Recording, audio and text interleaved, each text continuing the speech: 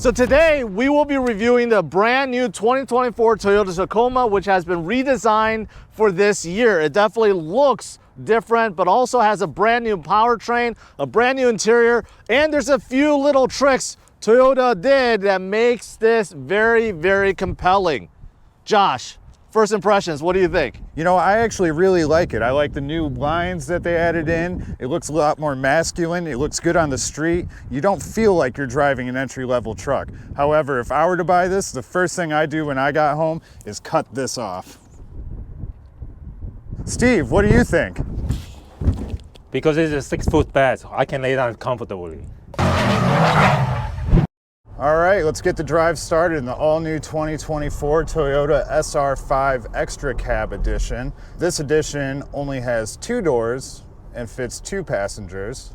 Unlike previous models, there's no jump seats, so that's a little odd. You also don't have the suicide doors, so you can easily access the back. But with that being said, you can reach the storage pretty well back here. Plenty of headroom. I'm only 5'9". This car could probably comfortably drive a 7-foot tall behemoth. The steering is real smooth and tight. Even with leaf springs in the rear, it's very smooth as well. You have double wishbone front suspension and leaf springs in the rear. On the bigger models, you'll get coil suspension in the rear. The inside looks pretty clean. It is a base model, so you have a lot of buttons that don't do anything. But you get everything that you need right here, and it's easily accessible. All your driving controls, you can easily see everything on the monitor in front of you. Not a lot of wind or road noise either. I like that, a nice quiet drive so I can jam out to my tunes. You have the leather wrapped heated steering wheel, which is good for the Midwest winters when you wake up and it's negative 10 degrees outside. The steering wheel actually reminds me a lot of the higher end model trucks I used to drive, like F-350s or Tundras. It doesn't feel like a base model steering wheel. Very comfortable. This engine is all new. It's the iForce 2.4 liter 4-cylinder, which is 274 horsepower and 317 pound-feet of torque. It feels very quick off the line. For a base model, the interior of the truck does feel really nice, except for the cheap plastic panels on the side that you can hear squeaking when I touch it. Other than that, I bet it's easy to clean. You can take it outside, open up the doors, and spray it off with a hose. It's made to go off-roading. It's a lot more of a work truck than a family truck. I have that feeling when I'm sitting in here. But it's like you're in the old-fashioned Toyota cockpit. They all seem to just build around you nice and comfortable. One thing that I really do love about this truck that you wouldn't expect to get in a truck this small that's only 2 doors is all of the storage space. You've got ample storage space everywhere. In the center, you've got 4 total cup holders. In the doors, you've got 2 more cup holders. In the rear, you've got a false wall with storage behind that. You can store tools, you can store other Second Amendment items, you can store on the bottom. You've got, of course, your floor jack and tire iron. And then there's another locking storage compartment as well. In the front, the multimedia system, Toyota's finally getting with the times, and you get wireless CarPlay and Android Auto, which all Toyota lovers will be praising to hear that, because I know for years and years it seems to be impossible. You got to buy a Grom or something like that to make anything compatible, and it's absolutely terrible. Of course, the heated seats and the heated steering wheel, even with the cloth seats, you can get heated seats. Then in the center, you've got a 5-inch display for your tachometer, speedometer, and also your different drive modes, and you can turn off different Toyota Sense safety features. Of course, here you've got your home link buttons, so you can open up all the garage doors. Auto dimming rear view mirror, sunglass cases in case you get blind in the sun like me. All right, let's see if the car or truck really has all the horsepower they claim it does.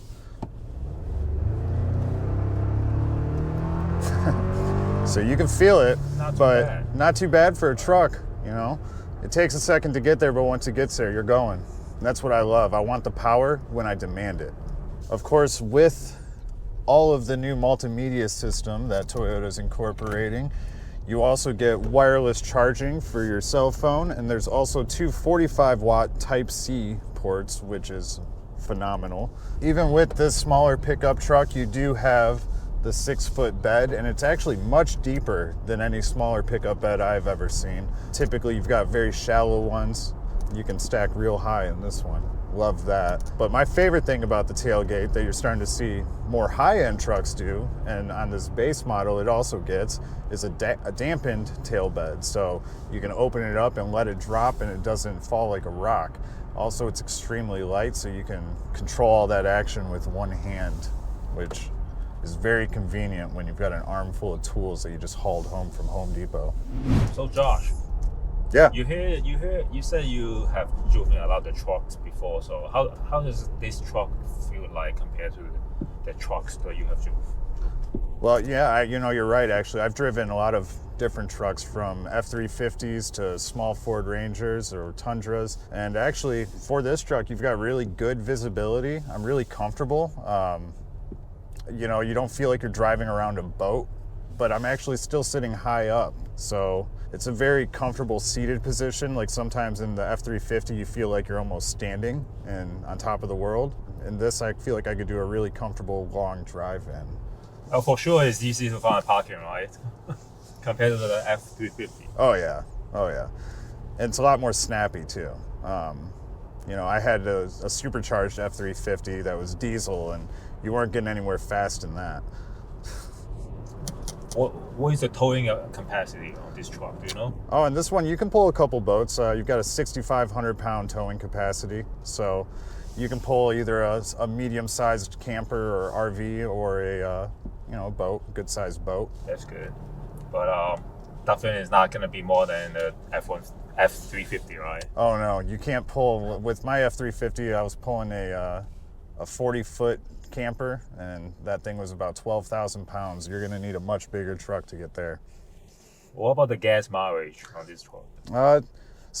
Actually for a truck, again, since it's a 4-cylinder, you get pretty good gas mileage. You get 19 in the city, and I believe 23 on the highway. So it's not too bad. Depending on your driving habits, you might get that, but for a truck, much better. I mean, F-350, I was getting about 7 miles a gallon, so okay. Your pocket's feeling a lot better in this one, Steve. Yeah. Now, Steve, do you know why they actually only have 2 doors on this truck? Not really a truck guy, but I assume no bitches going back. Well, that too, but also they wanted to save your pocketbook. Of course, this is the Toyota Tacoma SR5. However, the Tacoma is also available in SR, TRD Pre-Runner, which is also very similar to the SR5 XtraCab, TRD Sport, TRD Off-Road, and Limited. However, within this SR5 line, there are 3 trim options available. You can get the double cab with a 5-foot bed. That starts out at $38,765.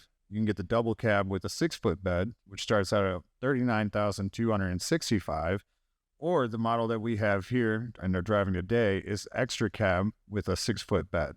And it starts out at $38,120. However, with the options that we have on here, like the heated steering wheel and the heated seats, it does come out to $42,065. So that's about what you can expect to be paying if you're getting into one of these new Tacomas. Now, they left the doors out to save for safety concerns, which ultimately translates to your pocket, because they don't have to do the extended side crash testing, so they get to circumvent all of that. So, Steve, I know you love working on cars, so in your professional opinion, how easy would this be to work on? Oh, that's right. This Toyota Tacoma is very easy to work on. So, first of all, they don't have these fancy covers to cover up the engine bay. And then everything is, the regular maintenance is very easy. Like the air filters right here is easy to replace. The dry valve is very easy to replace. There's so much room between the radiator fans and the front of the engine. And then all these radiator holes, intercooler holes, it's just so easy to get to without hurting your knuckles. Spark plug coil is up there. Don't have to remove anything. On this side, same thing. It has so much space in here. you can easily get to almost anything. Yeah, you can fit your whole arm in there. Yep. So yes, for my experience, it will save you some labor costs if you take it to the shop to get a repair. For the suspension, it's just like regular truck. It's pretty easy to get to.